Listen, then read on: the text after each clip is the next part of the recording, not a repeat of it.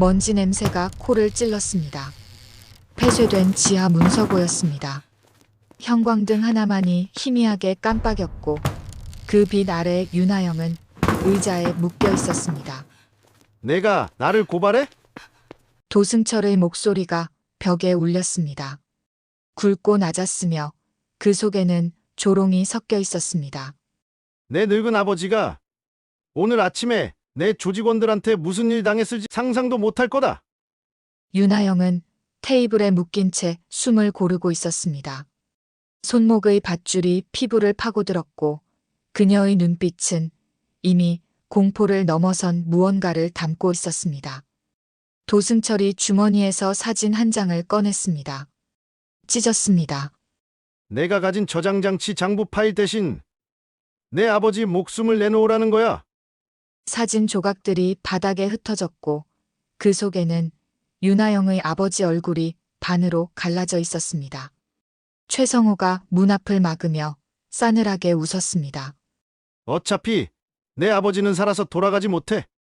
도승철이 윤하영 앞으로 다가왔고 그의 숨결이 그녀 얼굴에 닿았습니다. 내년 무릎 꿇는 거 딱 1초 주마. 그가 손을 들어 올렸습니다. 이게 같은 년이. 1초가 시작되었습니다. 윤하영이 움직였습니다.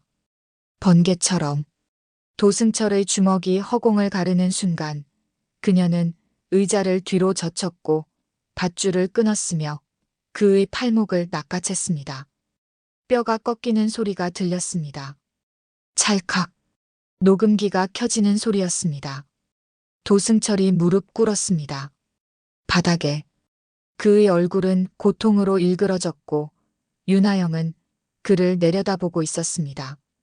이젠 제가 당신이 무릎 꿇는 걸 보겠습니다. 그녀의 목소리는 낮았습니다. 차갑고 단단했으며 평범한 직원의 것이 아니었습니다. 1초 안에 최성호가 얼어붙었고 형광등이 다시 깜빡였으며 지하 문서고는 순식간에 침묵으로 물들었습니다. 오늘 이야기 정말 흥미진진하고 통쾌합니다. 본격적으로 시작 전 지금 어디서 듣고 계시나요? 병원, 집, 버스 안, 어디서 듣고 계신지 꼭 댓글로 남겨주세요. 엄청난 행운이 늘 함께 하실 거예요. 회의실 문이 열렸습니다. 윤하영이 들어섰습니다. 31살, 검은 정장 차림에 짧게 자른 머리, 그녀의 걸음걸이는 조용했지만 흔들림이 없었습니다. 앉으세요. 강 회장이 말했습니다. 70대 중반, 백발의 주름 깊은 얼굴이었지만 그의 눈빛만은 날카로웠습니다. 윤하영이 의자에 앉았고 강 회장은 그녀의 이력서를 들어 올렸습니다. 이력서에 공백이 있네요. 3년이었습니다. 군 복무 후 3년간의 기록이 텅 비어 있었습니다. 네. 윤하영이 대답했습니다. 더 이상 말하지 않았습니다. 강 회장이 안경을 벗었고 그녀를 바라봤으며 오래 침묵했습니다. 특수부대 출신이군요. 윤하영의 손이 미세하게 떨렸습니다. 이력서 어디에도 그런 기록은 없었습니다. 제가 군인 출신이라서 알아요. 자네 걸음걸이, 자세, 눈빛. 숨길 수 없지. 강 회장이 이력서를 내려놓았습니다. 해군 특수전전단, 통칭 UDT. 맞나요? 윤하영이 고개를 끄덕였습니다. 천천히. 왜 그만뒀습니까? 동료가 죽었습니다. 그녀의 목소리는 평평했습니다. 감정이 없는 것처럼 들렸지만 그 평평함 속에는 무언가 깊이 가라앉은 것이 있었습니다. 훈련 중 사고였고 제 눈앞에서 일어났으며 저는 아무것도 할 수 없었습니다. 강 회장이 창밖을 바라봤습니다. S그룹 본사 35층에서 내려다 보이는 서울은 회색빛이었고 하늘은 흐렸으며 비가 올 것 같았습니다. 그래서 평범한 삶을 원하는 거군요. 네. 인사팀 대리자리가 자네한테 맞을까요? 서류 정리하고 직원 면담하고 회의록 작성하는 일 말이요. 윤하영이 처음으로 작게 웃었습니다. 그게 제가 원하는 전부입니다. 강 회장이 서랍을 열었습니다. 작은 저장장치 하나를 꺼내 책상 위에 놓았고 윤하영을 다시 바라봤습니다. 이 회사에는 검은 그림자가 있소. 목소리가 낮아졌습니다. 부회장 도승철. 내 조카지만 그는 이 회사를 자기 것으로 만들려 하고 있소. 비자금을 만들고 횡령하며 조직폭력배와 손을 잡았지. 저장장치가 형광등 빛에 반짝였습니다. 이 안에 모든 증거가 들어있소. 만약 내게 무슨 일이 생기면 자네가 이걸 검찰에 넘기시오. 윤하영이 저장장치를 바라봤습니다. 손을 뻗지 않았습니다. 왜 저한테 이걸 주십니까? 자네 눈빛을 봤기 때문이요. 강 회장이 일어섰고 창가로 걸어갔으며 비가 내리기 시작하는 하늘을 올려다봤습니다. 군인은 정의를 지키는 사람이요. 자네는 아직 그걸 버리지 못했어. 내가 보장하오. 윤하영이 저장장치를 집어들었습니다. 무거웠습니다. 작은 플라스틱 조각이 이렇게 무거울 수 있다는 게 믿기지 않았습니다. 채용하겠습니다. 강 회장이 돌아서며 말했습니다. 내일부터 출근하시오. 그리고 윤대리. 네. 절대 뒤를 돌아보지 마시오. 자네가 평범한 삶을 원한다면 그 저장장치는 비상용일 뿐이오. 윤하영이 고개를 숙였습니다. 감사합니다. 회의실 문이 닫혔고 그녀는 복도를 걸었으며 엘리베이터를 탔습니다. 거울에 비친 자신을 봤습니다. 검은 정장, 짧은 머리, 평범한 얼굴. 저는 이제 윤하영이 아니라 그냥 인사팀 직원입니다. 그녀가 작게 중얼거렸습니다. 이젠 뒤를 돌아보지 않을 겁니다.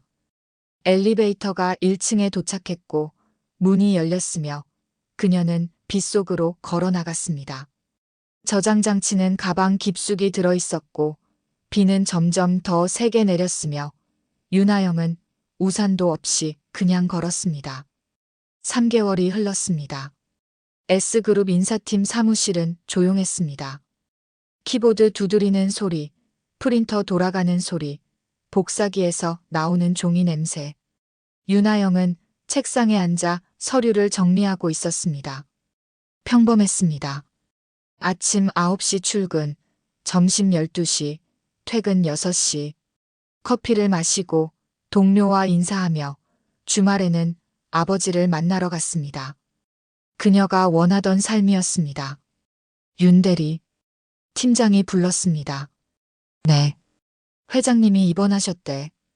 오늘 아침에 쓰러지셨다는데 병원으로 옮겨졌어. 윤하영의 손이 멈췄습니다. 무슨 병이라고 하던가요? 뇌출혈이래. 갑자기 쓰러지셨다는데 의식은 없으시고. 서류가 바닥에 떨어졌습니다. 윤하영이 그것을 주었고 손이 떨리고 있었으며 팀장은 그것을 알아챘습니다. 괜찮아? 네, 괜찮습니다. 거짓말이었습니다. 그날 오후 임시 이사회가 소집되었습니다. 도승철이 회의실에 들어섰습니다. 50대 초반, 값비싼 양복에 금시계를 찬 남자였고 그의 뒤로 최성호가 따라 들어왔습니다. 최성호는 30대 후반, 날카로운 눈매에 차갑게 웃는 입술을 가진 남자였습니다. 숙부님께서 쓰러지신 건 참으로 안타까운 일입니다. 도승철이 말했습니다. 슬퍼 보이지 않았습니다. 하지만 회사는 돌아가야 합니다. 제가 임시 회장직을 맡겠습니다.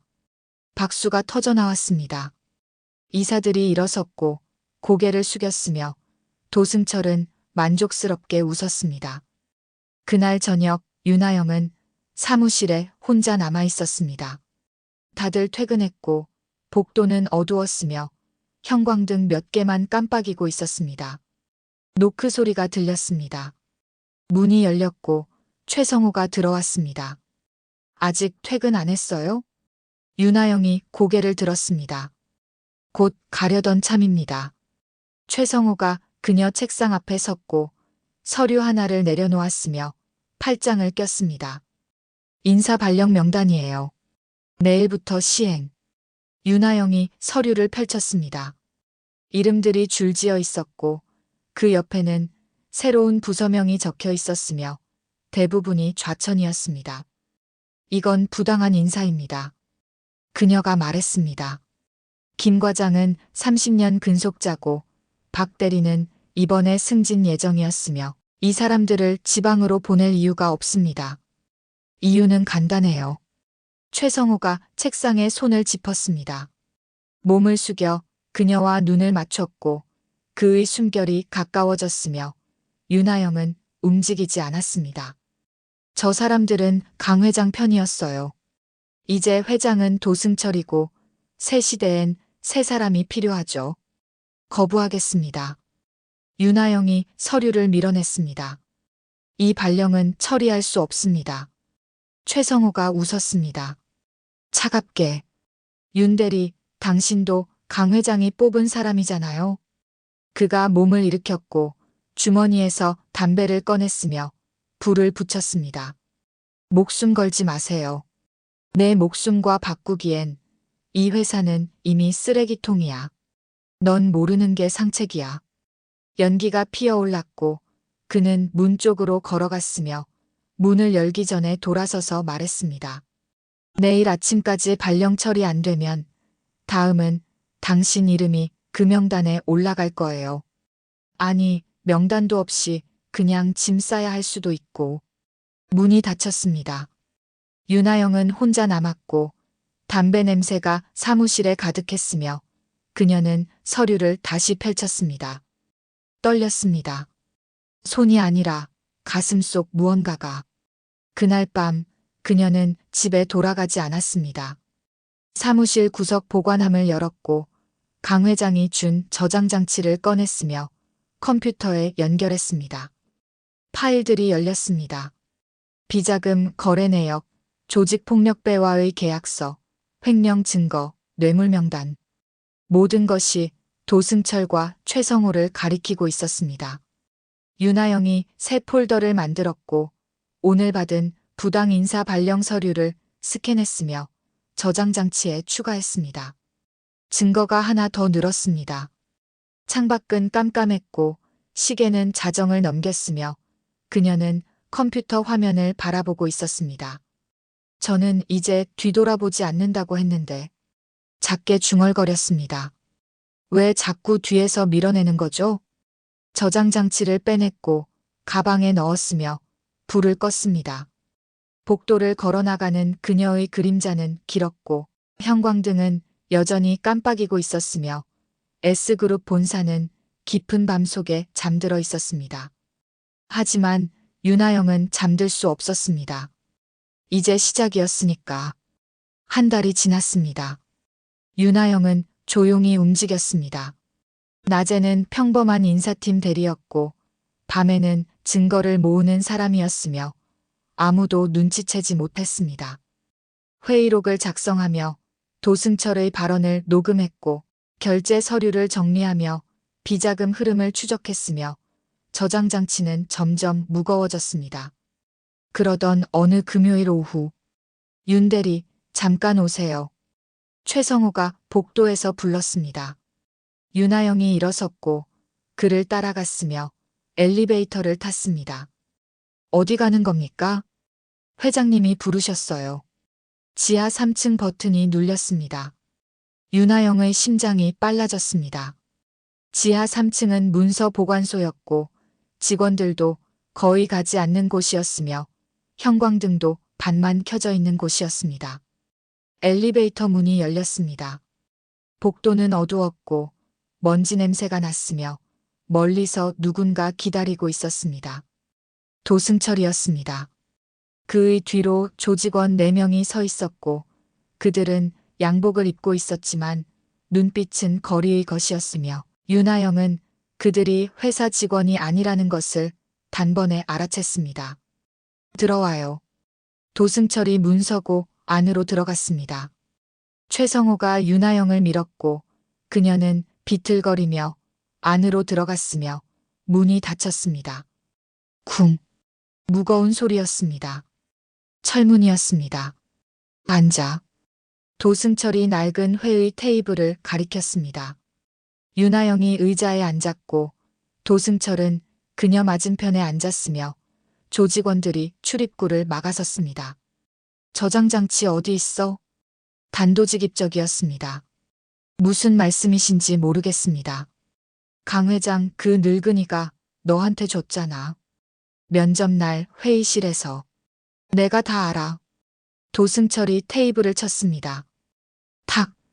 숙부가 내 뒤통수 치려고 증거 모아둔 거. 그거 내가 가지고 있지. 윤아영은 대답하지 않았습니다. 도승철이 웃었습니다. 비웃음이었습니다. 입 다물 거야? 좋아. 그가 주머니에서 사진 한 장을 꺼냈습니다.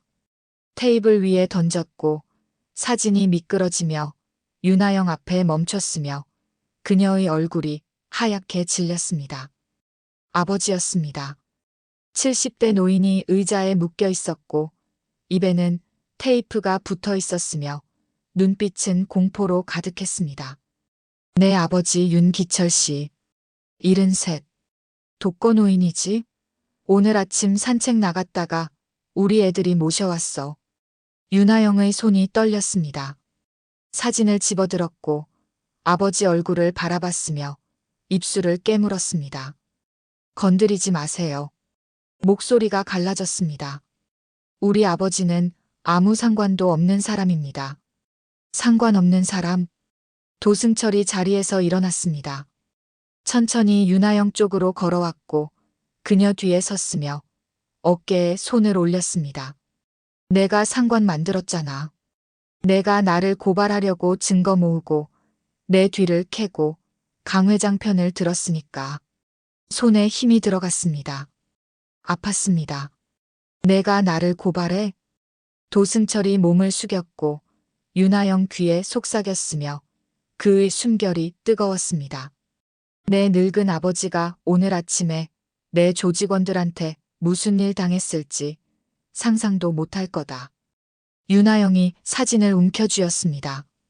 구겨졌습니다. 저장장치 내놔. 그럼 아버지 돌려보내줄게. 도승철이 손을 뻗었습니다. 안 그러면 내 아버지 시신으로 받게 될 거야. 침묵이 흘렀습니다. 형광등이 깜빡였고 조직원 하나가 기침을 했으며 최성호는 문에 기대서서 팔짱을 끼고 지켜보고 있었습니다. 없습니다. 윤아영이 말했습니다. 저장장치는 제가 가지고 있지 않습니다. 강 회장님이 주신 적도 없고요. 거짓말이었습니다. 저장장치는 지금 그녀 가방 안에 들어있었고 가방은 인사팀 사무실 책상 서랍에 있었으며 도승철은 그것을 모르고 있었습니다. 거짓말하네. 도승철이 사진을 낚아챘습니다. 찢었습니다. 찌직. 반으로, 4조각으로, 8조각으로. 아버지 얼굴이 산산조각 났고 눈이 몸통과 떨어졌으며 입이 따로 놀았습니다. 내가 가진 저장장치 장부 파일 대신 내 아버지 목숨을 내놓으라는 거야. 조각들이 바닥에 흩어졌습니다. 윤아영이 그것들을 내려다봤고 눈앞이 흐려졌으며 가슴 속 어딘가가 무너져 내리는 소리가 들렸습니다. 군 복무 시절이 떠올랐습니다. UDT 훈련소, 영하 10도의 겨울 바다, 동료가 물에 빠졌고 그녀는 구하려 했으며 교관이 막아섰습니다. 구하지 마라. 이건 훈련이다. 하지만 동료는 죽었습니다. 그녀 눈앞에서 교관이 그날 밤 말했습니다. 넌 가족을 지켜라. 그게 너의 새로운 임무다. 윤아영은 그래서 군복을 벗었습니다. 평범한 삶을 살기 위해서가 아니라 가족을 지키기 위해서. 어차피 내 아버지는 살아서 돌아가지 못해. 도승철이 그녀 앞에 쪼그리고 앉았습니다. 얼굴을 들이밀었고 비릿한 담배 냄새가 났으며 그의 눈은 충혈되어 있었습니다. 내년 무릎 꿇는 거 딱 1초 주마. 그가 손을 들어 올렸습니다. 이게 같은 년이. 1초. 시간이 멈췄습니다. 윤하영은 바닥에 흩어진 아버지 사진 조각들을 보고 있었습니다. 눈, 코, 입, 귀 다 흩어져 있었습니다. 교관의 목소리가 들렸습니다. 가족을 지켜라. 동료의 목소리도 들렸습니다. 내가 살아야 다른 사람도 산다. 윤하영의 눈빛이 변했습니다. 공포가 사라졌고 슬픔도 사라졌으며 그 자리에 차갑고 날카로운 무언가가 들어찼습니다. 군인의 눈빛이었습니다. 도승철은 그것을 알아채지 못했습니다. 그가 주먹을 휘둘렀고 1초가 시작되었으며 윤하영이 움직였습니다. 도승철의 주먹이 날아왔습니다. 윤하영이 움직였습니다. 의자를 뒤로 젖혔고 몸을 돌렸으며 그의 주먹은 허공을 가르며 지나갔습니다. 휙! 바람 소리만 났습니다. 도승철이 균형을 잃었습니다. 몸이 앞으로 쏠렸고 윤하영은 이미 일어서 있었으며 그의 팔목을 낚아챘습니다. 순식간이었습니다. 그녀의 손이 그의 손목을 비틀었고 관절이 역방향으로 꺾였으며 인체가 견딜 수 없는 각도로 꺾이는 순간 뚝 소리가 났습니다. 작았지만 선명했고 지하 문서고 전체에 울렸으며 모든 사람이 그 소리를 들었습니다. 으윽. 도승철이 비명을 질렀습니다. 무릎이 꺾였고 바닥으로 내려앉았으며 윤하영은 여전히 그의 팔목을 잡고 있었습니다. 힘을 주지 않았습니다. 그냥 잡고 있기만 했는데 도승철은 움직일 수 없었습니다. 뭐 하는 거야? 조직원 하나가 소리쳤습니다. 달려들었고 윤하영은 도승철을 놓지 않은 채 몸을 낮췄으며 발을 뻗었습니다. 퍽! 조직원의 다리가 걸렸습니다. 쓰러졌고 얼굴이 바닥에 처박혔으며 코피가 터졌습니다. 두 번째가 덤볐습니다. 윤하영이 돌았습니다. 도승철의 팔을 비틀며 그를 방패 삼아 돌았고 조직원은 주먹을 휘두르다 멈춰 섰으며 윤하영의 발이 그의 옆구리에 박혔습니다. 쿵! 공기가 빠지는 소리가 났습니다. 조직원이 쓰러졌고 숨을 헐떡였으며 바닥을 굴렀습니다. 세 번째, 네 번째. 남은 둘이 동시에 달려들었습니다. 윤하영은 마침내 도승철을 놓았습니다. 밀쳤고 그는 휘청거리며 뒤로 물러났으며 그녀는 두 조직원 사이로 파고들었습니다. 한 명의 팔을 잡았고 몸을 숙여 그를 등 뒤로 넘겼으며 그는 공중에서 한 바퀴 돌다 바닥에 떨어졌습니다. 쿵! 마지막 한 명이 멈칫했습니다. 윤하영이 그를 바라봤고 그는 뒷걸음질 쳤으며 벽에 등을 붙였습니다. 으악! 도승철이 다시 달려들었습니다. 뒤에서 윤하영은 돌아보지 않았습니다. 소리만으로 거리를 계산했고 타이밍을 맞췄으며 몸을 옆으로 틀었습니다. 도승철이 허공에서 균형을 잃었고 윤하영의 발이 그의 뒷무릎을 쳤으며 그는 바닥에 무릎 꿇었습니다. 쿵! 콘크리트 바닥이었습니다. 아팠을 겁니다. 도승철이 신음했고 손으로 바닥을 짚었으며 고개를 들어 윤하영을 올려다봤습니다. 그녀는 그의 앞에 서 있었습니다. 숨도 차지 않았고 머리카락 한 올 흐트러지지 않았으며 눈빛은 얼음처럼 차가웠습니다. 이젠 제가 당신이 무릎 꿇는 걸 보겠습니다. 그녀가 말했습니다. 목소리는 낮았고 단단했으며 평범한 인사팀 대리의 것이 아니었습니다.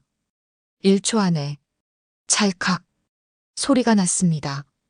도승철이 고개를 돌렸고 최성우도 고개를 돌렸으며 조직원들도 바닥에 쓰러진 채 고개를 들었습니다. 테이블 위에 녹음기가 놓여 있었습니다. 빨간 불이 켜져 있었고 돌아가고 있었으며 처음부터 거기 있었습니다. 내가 나를 고발해? 내 늙은 아버지가 내 조직원들한테 무슨 일 당했을지 상상도 못할 거다.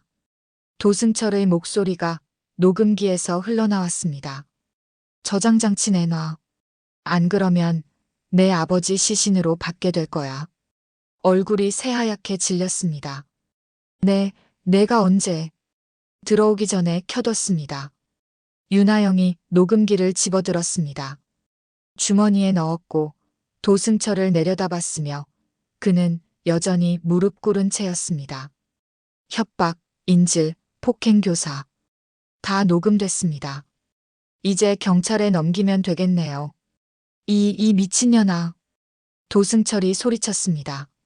일어서려 했고 윤하영이 그의 어깨를 눌렀으며 그는 다시 바닥에 주저앉았습니다. 힘이 아니었습니다. 압박이었습니다. 공기가 무거워졌고 형광등 빛이 차가워졌으며 도승철은 그녀를 올려다보며 처음으로 두려움을 느꼈습니다.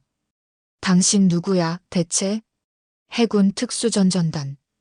윤하영이 말했습니다. 통칭 UDT. 전직 특수부대원입니다. 최성호가 문 쪽으로 움직였습니다. 도망치려 했고 윤하영이 고개를 돌렸으며 그와 눈이 마주쳤습니다.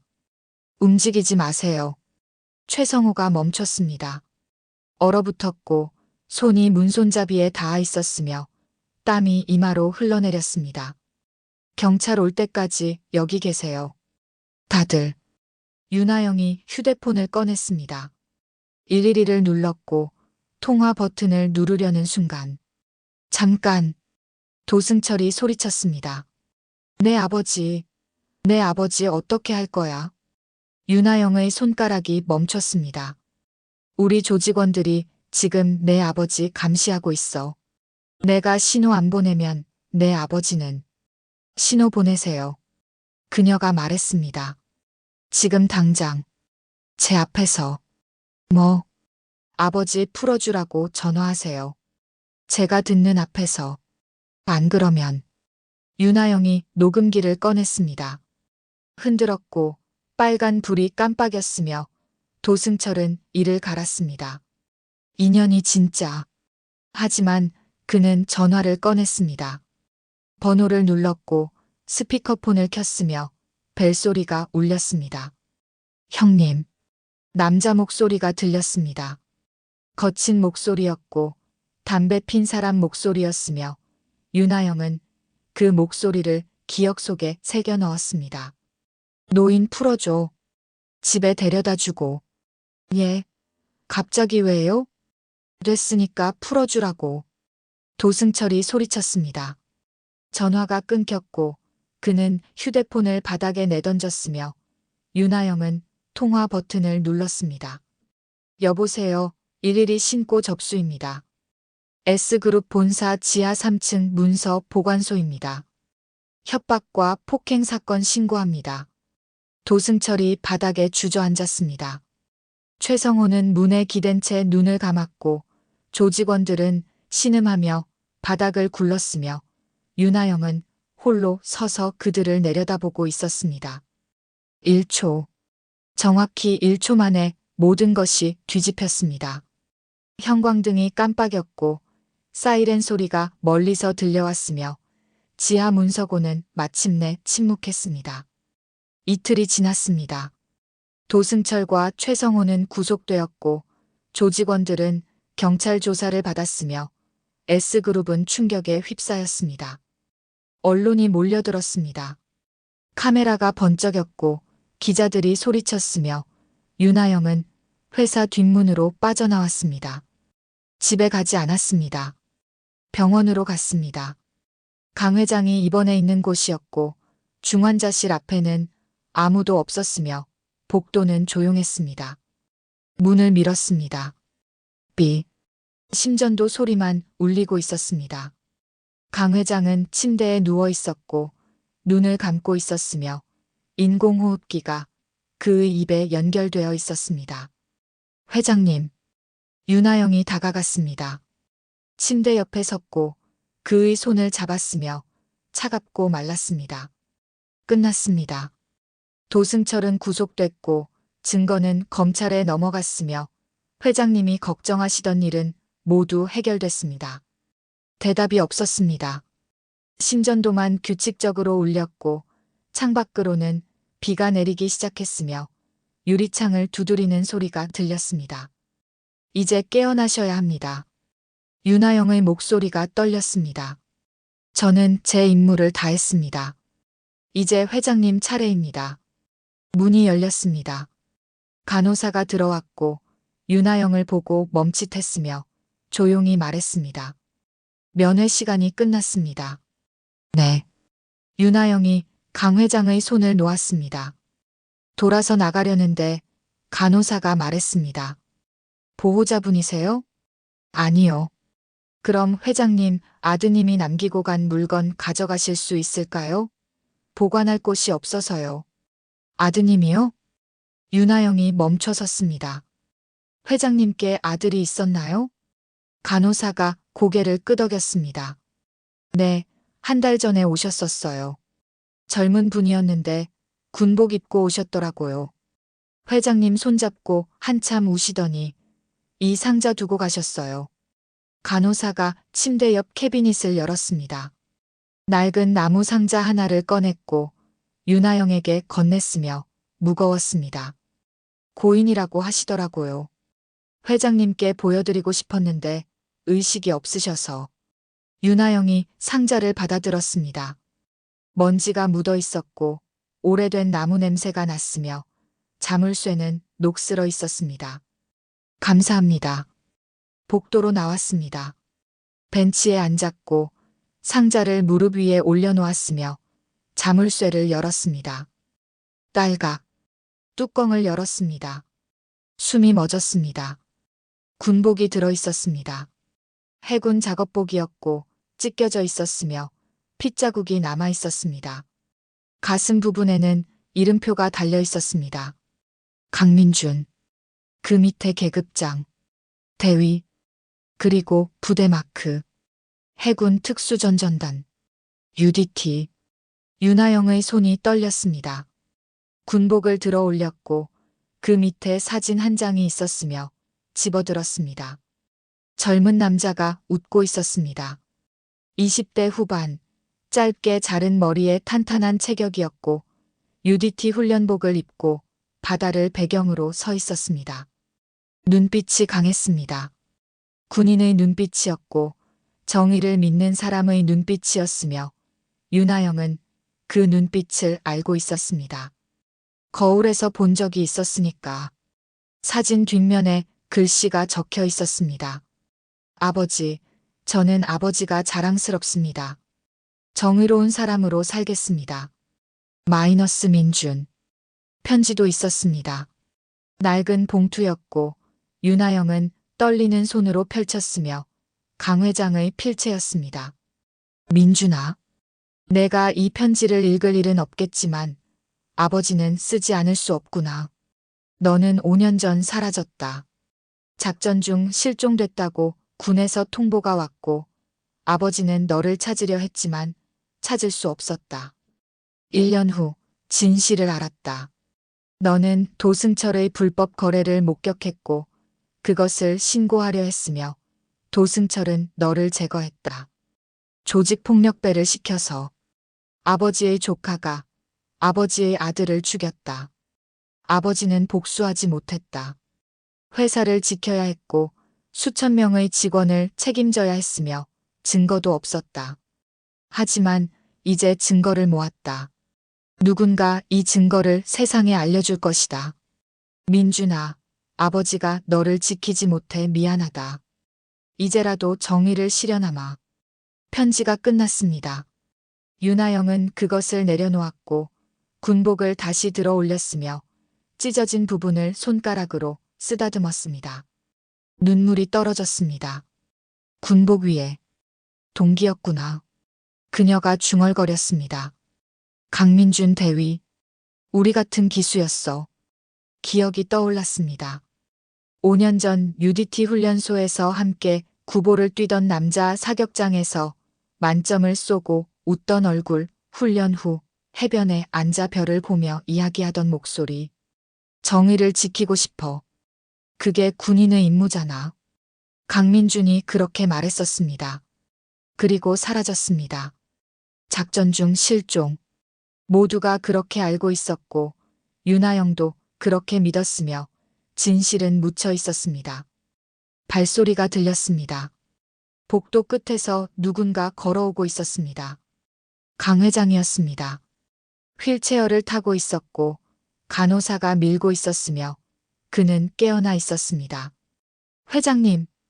윤하영이 일어섰습니다. 강 회장이 손을 들어 간호사를 멈췄고 윤하영을 바라봤으며 그의 눈에도 눈물이 고여 있었습니다. 상자를 열었군요. 목소리가 쉬어 있었습니다. 미안하오. 자네에게 이런 짐을 지은 것이 아닙니다. 윤하영이 무릎 꿇었습니다. 강 회장 앞에 군복을 두 손으로 받쳐들었고 그에게 바쳤으며 고개를 숙였습니다. 강민준 대위는 제 동기였습니다. 같은 부대에서 훈련받았고 같은 바다를 지켰으며 같은 맹세를 했습니다. 강 회장이 군복을 받았습니다. 떨리는 손으로 가슴에 안았고 얼굴을 묻었으며 오열했습니다. 민준아. 소리 없이 울었습니다. 아버지가 늦어서 미안하다. 윤하영도 울었습니다.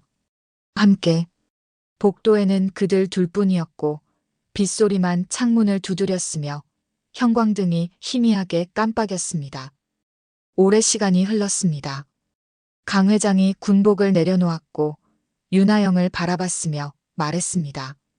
자네는 내 아들과 같은 눈빛이오. 회장님. 민준이도 UDT였고 자네도 UDT요. 민준이도 정의를 지키려 했고 자네도 그랬소. 강 회장이 휠체어에서 몸을 앞으로 기울였습니다. 부탁하오. 내 아들이 하지 못한 일을 끝내주시오. 도승철을 법정에 세우고 진실을 밝히며 민준이가 왜 죽었는지 세상에 알리시오. 하지만 도승철은 이미 구속됐습니다. 구속으로는 부족하오. 강 회장의 목소리가 단단해졌습니다. 도승철에게는 아직 돈이 있고 변호사가 있으며 빠져나갈 구멍이 있소. 자네가 끝까지 지켜봐 주시오. 재판이 끝날 때까지. 윤하영이 고개를 끄덕였습니다. 알겠습니다. 그리고 하나 더. 강 회장이 그녀 손을 잡았습니다. 회사로 돌아오시오. 이사로 앉으시오. 자네가 이 회사를 바로 세워주시오. 저는. 윤하영이 말을 멈췄습니다. 저는 평범한 삶을 원했습니다. 알고 있소. 강 회장이 웃었습니다. 슬프게. 하지만 자네는 정의를 버리지 못하는 사람이요. 민준이처럼. 그게 자네의 숙명이요. 윤하영은 대답하지 않았습니다. 창밖을 바라봤고 비는 여전히 내리고 있었으며 하늘은 어두웠습니다. 자네는 정의를 보여주고 나는 내 아들의 복수를 하겠소. 강 회장이 말했습니다. 함께 해주겠소?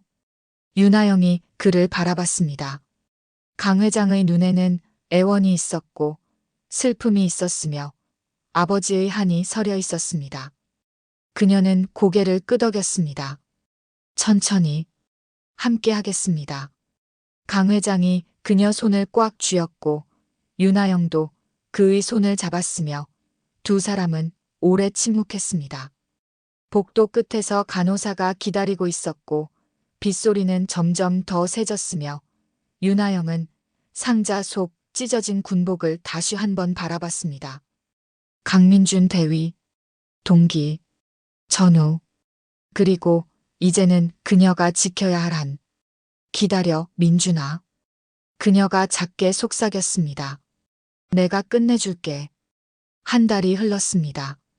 도승철은 구치소에 있었고 변호사들이 보석을 신청했으며 언론은 매일 S그룹을 다뤘습니다. 윤하영은 이사로 임명되었습니다.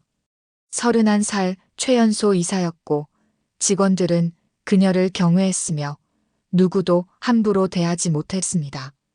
그날 아침 임시 이사회가 소집되었습니다. 회의실 문이 열렸고 이사 12명이 착석했으며 강 회장이 상석에 앉았습니다. 휠체어였지만 눈빛은 날카로웠습니다. 오늘 안건은 하나입니다. 강 회장이 말했습니다. 도승철 전 부회장 해임 건. 이사들이 고개를 끄덕였습니다. 당연한 수순이었고 반대할 사람은 없었으며 윤하영은 끝자리에 조용히 앉아 있었습니다. 문이 열렸습니다. 최성호가 들어왔습니다. 보석으로 풀려난 지 일주일이었고 그는 양복을 말끔히 차려입고 있었으며 얼굴에는 미소가 걸려 있었습니다. 들어와도 되겠습니까? 최 상무는 피고인 측 관계자입니다. 퇴장하십시오. 강 회장이 말했습니다. 잠깐만요. 최성호가 서류 뭉치를 테이블에 내려놓았습니다. 탁! 이사회 여러분께 보여드릴 게 있습니다. 이사들이 서류를 펼쳤습니다. 숫자가 빼곡했고 계좌번호가 나열되어 있었으며 거래 내역이 수백 건이었습니다. 이게 뭡니까? 한 이사가 물었습니다. 도승철의 비자금 계좌입니다. 최성호가 미소 지었습니다. 300억 원이 넘습니다. 횡령한 돈이고 조직폭력배에게 건넨 돈이며 뇌물로 쓴 돈입니다. 이사들이 웅성거렸습니다. 강 회장이 서류를 집어들었고 천천히 읽었으며 표정이 굳어졌습니다. 당신이 어떻게 이걸 가지고 있습니까? 제가 도승철 밑에서 일했으니까요. 최성호가 테이블을 천천히 돌며 걸었습니다. 하지만 저는 그가 잘못된 길을 가는 걸 막을 수 없었습니다. 그래서 증거를 모았습니다. 언젠가 이 순간을 위해서. 윤하영이 그를 바라봤습니다. 눈을 가늘게 떴고 최성호는 그녀를 보며 고개를 살짝 끄덕였으며 다시 강 회장에게 시선을 돌렸습니다. 이사회 여러분. 최성호가 멈춰 섰습니다. 저는 도승철의 모든 범죄를 고발하겠습니다. 검찰에 협조하고 증인으로 서며 회사를 정상화하는데 힘쓰겠습니다. 박수가 터져 나왔습니다. 한 명이 치기 시작했고 둘이 따라 쳤으며 곧 회의실 전체가 박수로 가득 찼습니다. 이제부터 제가 S그룹을 정상화하겠습니다. 최성호가 큰 소리로 말했습니다. 도승철의 비리를 뿌리 뽑고 깨끗한 회사를 만들겠습니다. 박수가 더 커졌습니다. 강 회장만 표정이 없었고 윤하영은 팔짱을 낀 채 최성호를 바라보고 있었으며 회의실 공기는 묘하게 흘렀습니다. 회의가 끝났습니다. 이사들이 나갔고 최성호도 나가려는데 윤하영이 말했습니다. 최 상무님. 그가 멈춰 섰습니다. 돌아봤고 그녀가 일어서서 그에게 다가왔으며 둘만 남았습니다. 잘하셨네요. 윤하영이 말했습니다. 배신을 완벽하게 포장하셨어요. 최성호의 미소가 사라졌습니다. 무슨 말을 하는 겁니까? 당신은 도승철을 배신한 게 아니에요. 윤하영이 한 걸음 더 다가갔습니다. 당신은 그를 이용한 거죠. 비자금을 빼돌리고 자신은 깨끗한 척하며 영웅이 되려는 거잖아요. 증거 있습니까? 최성호가 되물었습니다. 차갑게. 없으면 명예훼손입니다. 있어요. 윤하영이 휴대폰을 꺼냈습니다. 화면을 켰고 녹취 파일 하나를 재생했으며 목소리가 흘러나왔습니다. 형님, 비자금 일부를 제 계좌로 옮겨도 될까요? 나중에 필요할 것 같아서요. 도승철의 목소리였습니다. 그래, 알아서 해. 어차피 내 돈 따로 없잖아. 최성호의 목소리였습니다. 녹음이 끝났습니다. 최성호의 얼굴이 하얗게 질렸습니다. 이건 언제 녹음한 겁니까? 3개월 전이요. 윤하영이 휴대폰을 주머니에 넣었습니다. 제가 인사팀에 있을 때 회의실 청소하다가 당신 휴대폰에서 복사했어요. 클라우드 백업 참 편리하더군요. 이건 불법입니다. 도승철 협박하고 제 아버지 인질로 잡은 것도 불법이었죠. 윤하영이 팔짱을 꼈습니다. 최 상무님, 당신은 두 가지 선택이 있어요. 첫 번째, 이 녹취록을 검찰에 제출해서 당신도 도승철과 함께 감옥 가는 것. 두 번째, 그녀가 미소 지었습니다. 차갑게. 지금 당장 이 회사에서 사표 쓰고 조용히 사라지는 것. 최성호가 주먹을 쥐었습니다. 떨렸고 이를 갈았으며 눈빛이 흔들렸습니다. 당신도 군인 출신이면서 이렇게 비열하게 나옵니까? 비열한 건 당신이에요. 윤하영의 목소리가 낮아졌습니다. 영웅 코스프레 하지 마세요.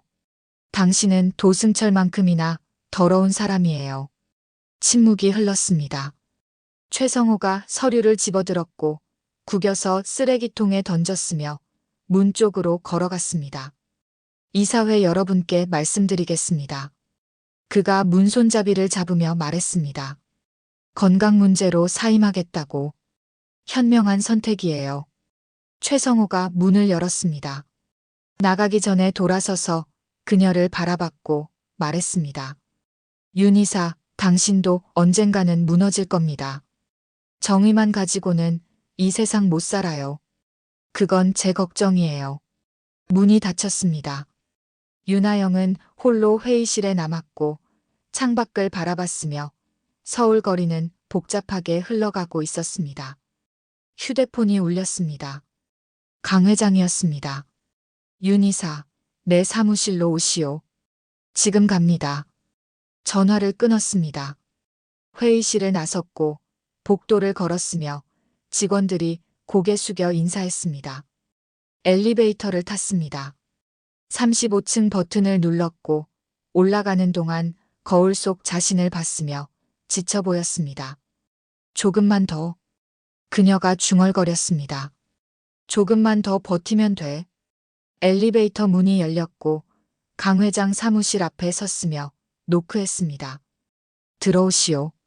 문을 열었습니다.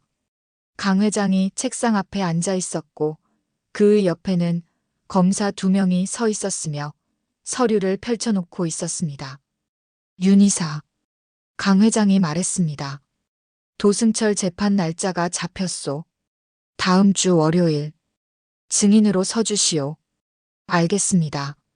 그리고 최성호 녹취록도 검찰에 넘기시오. 그도 함께 재판받아야 하오. 윤하영이 고개를 끄덕였습니다. 검사 한 명이 다가왔고 명함을 건넸으며 말했습니다.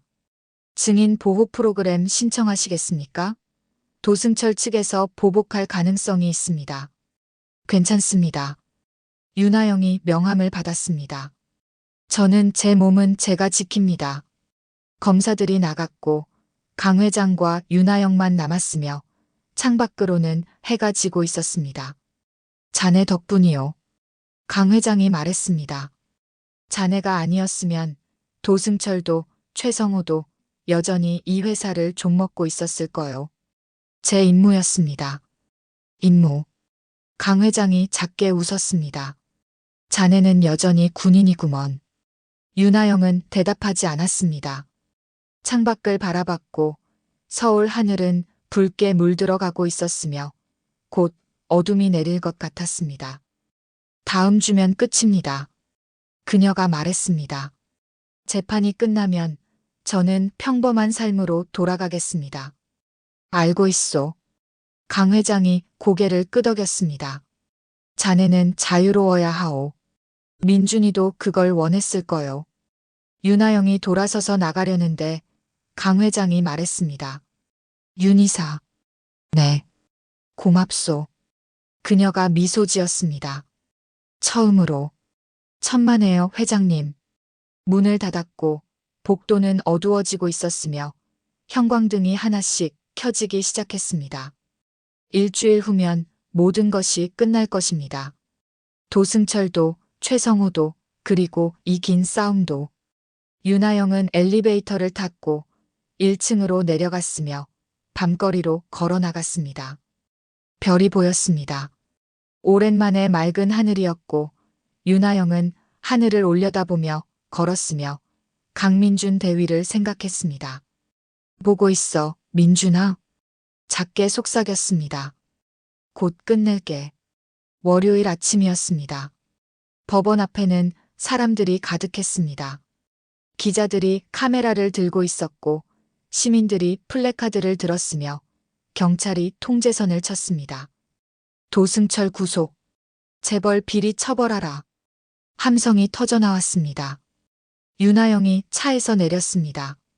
검은 정장에 짧게 자른 머리. 그녀는 법원 계단을 올라갔고 플래시가 터졌으며 기자들이 소리쳤습니다. 윤 이사님, 한 말씀 해주십시오. 대답하지 않았습니다.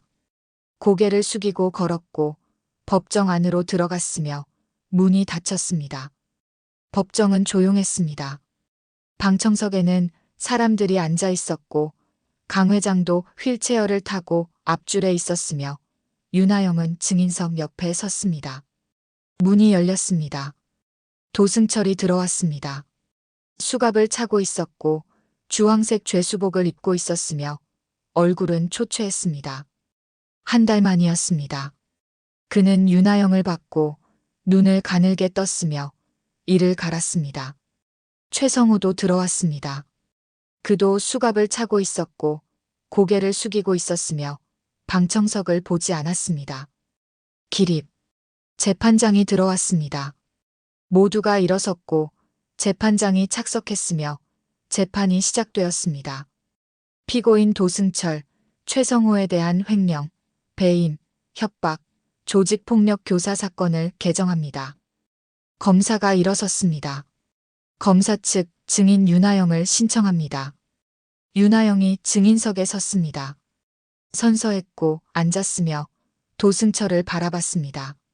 그도 그녀를 보고 있었습니다. 증인은 피고인 도승철로부터 협박을 받은 사실이 있습니까? 네. 언제, 어디서입니까? 지난 2달 전 S그룹 본사 지하 3층 문서 보관소에서입니다. 윤하영의 목소리는 평평했습니다. 감정이 없었고 사실만 진술했으며 재판장이 받아 적었습니다. 어떤 협박이었습니까? 제 아버지를 인질로 잡고 증거 자료가 담긴 저장 장치를 내놓으라고 했습니다. 방청석이 술렁였습니다. 도승철의 변호사가 일어섰습니다. 이에 있습니다. 증인의 진술은 객관적 증거가 없습니다. 증거 있습니다. 검사가 노트북을 열었습니다. 화면이 스크린에 띄워졌고 녹음 파일이 재생되었으며 도승철의 목소리가 법정에 울렸습니다. 내 늙은 아버지가 오늘 아침에 내 조직원들한테 무슨 일 당했을지 상상도 못할 거다. 내가 가진 저장장치 장부 파일 대신 내 아버지 목숨을 내놓으라는 거야. 법정이 조용해졌습니다. 도승철이 고개를 떨구었고 변호사는 앉았으며 재판장이 기록을 했습니다. 계속하십시오. 검사가 서류를 펼쳤습니다. 증인은 강민준 대위를 알고 있습니까? 윤하영의 손이 떨렸습니다. 네. 어떤 관계입니까? 같은 부대 동기였습니다. 해군 특수전전단에서 함께 복무했습니다. 강민준 대위는 5년 전 실종되었습니다. 증인은 그 진실을 알고 있습니까? 네. 윤하영이 도승철을 바라봤습니다. 그는 고개를 들지 못했습니다. 피고인 도승철이 강민준 대위를 살해했습니다. 방청석이 폭발했습니다. 뭐라고? 살인까지. 저런 놈이. 재판장이 망치를 두드렸습니다. 정숙. 검사가 다시 서류를 꺼냈습니다. 검사 측은 증거 자료를 제출합니다. 피고인 도승철과 조직폭력배 백도철의 통화 기록, 계좌 이체 내역, 그리고 강민준 대위 실종 당일 피고인의 동선 기록입니다. 서류가 재판장에게 넘어갔고 재판장이 읽었으며 표정이 굳어졌습니다. 피고인 도승철. 재판장이 말했습니다. 이에 대해 할 말이 있습니까? 도승철이 일어섰습니다. 떨리는 다리로. 저는 목소리가 갈라졌습니다. 저는 몰랐습니다. 백도철이 그렇게까지 할 줄은. 거짓말입니다. 강 회장이 방청석에서 소리쳤습니다. 당신이 지시했어. 내 아들을 죽인 건 당신이야. 재판장이 다시 망치를 두드렸습니다. 방청객은 정숙하십시오. 강 회장이 주저앉았습니다.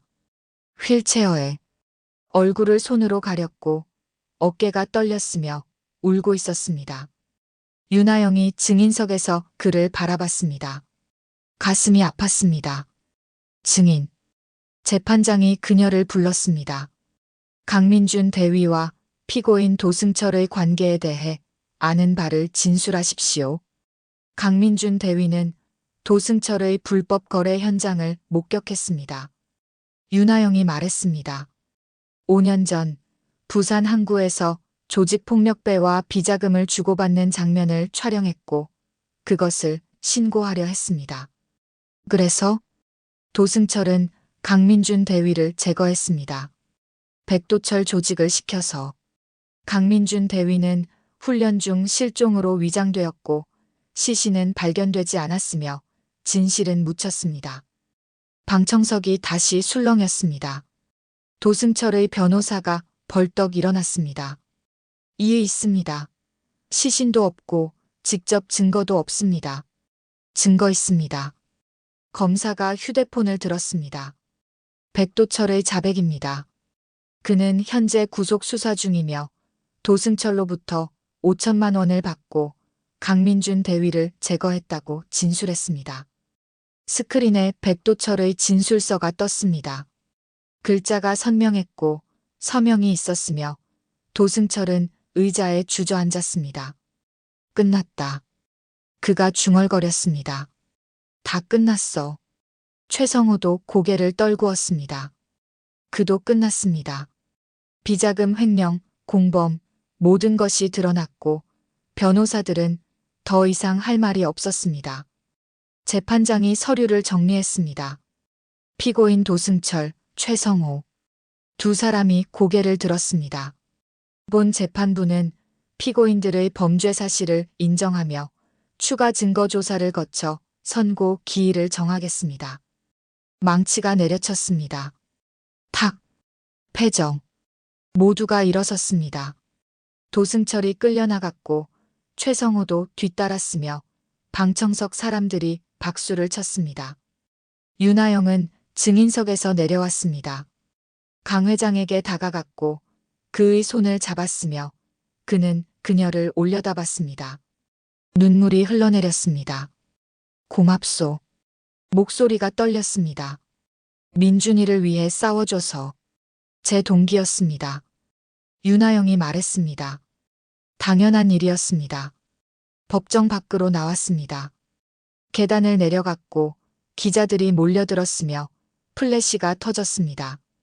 윤 이사님, 소감 한 말씀. 재판 결과에 만족하십니까? 도승철에게 하고 싶은 말씀은. 윤하영이 멈춰섰습니다. 카메라를 바라봤고 마이크들이 그녀 얼굴 앞에 쏟아졌으며 잠시 침묵했습니다. 정의는 늦어도 반드시 옵니다. 그녀가 말했습니다. 강민준 대위님, 이제 편히 쉬세요. 고개를 숙였습니다. 기자들이 조용해졌고 카메라 셔터 소리만 들렸으며 윤하영은 계단을 내려가 차에 올랐습니다. 차가 출발했습니다. 법원이 멀어졌고 사람들이 작아졌으며 윤하영은 창밖을 바라보고 있었습니다. 휴대폰이 울렸습니다. 아버지였습니다. 여보세요. 아영아. 아버지의 목소리가 들렸습니다. 떨리고 있었습니다. 뉴스 봤다. 고생했구나. 괜찮아요, 아버지. 고맙다. 아버지가 말했습니다. 내가 내 목숨을 구했다. 아버지가 평생 잊지 못할 거야. 눈물이 났습니다. 참았지만 흘러내렸고 윤하영은 창밖을 보며 작게 웃었습니다. 저도 고마워요, 아버지. 뭐가? 살아계셔서요. 전화를 끊었습니다. 차는 계속 달렸고 서울 거리는 평화로웠으며 하늘은 맑았습니다. 한 달 후 선고 공판이 열렸습니다. 도승철은 징역 20년을 선고받았고 최성호는 징역 15년을 받았으며 둘 다 항소를 포기했습니다. 끝났습니다. 완전히. 윤하영은 그날 저녁 강 회장을 만났습니다. 회사가 아닌 강민준 대위의 묘소 앞이었습니다. 비석 앞에 두 사람이 섰고 꽃을 놓았으며 묵념했습니다. 다 끝났습니다, 민준아. 강 회장이 말했습니다. 아버지가 내 원수를 갚았다. 윤하영도 고개를 숙였습니다. 편히 쉬세요, 대위님. 바람이 불었습니다. 나뭇잎이 흔들렸고 석양이 비석을 비췄으며 두 사람은 오래 서 있었습니다. 해가 졌습니다. 어둠이 내렸고 별이 떴으며 윤하영은 하늘을 올려다봤습니다. 보고 있어요? 작게 속삭였습니다. 이제 끝났어요. 별이 반짝였습니다. 오늘 이야기가 재밌었다면 점수를 꼭 댓글로 남겨주세요. 정말 재밌었다면 5점, 너무 재미없었다면 1점을 댓글로 작성해주세요. 구독과 좋아요도 눌러주시면 늘 행운의 여신이 함께 하리라 믿습니다.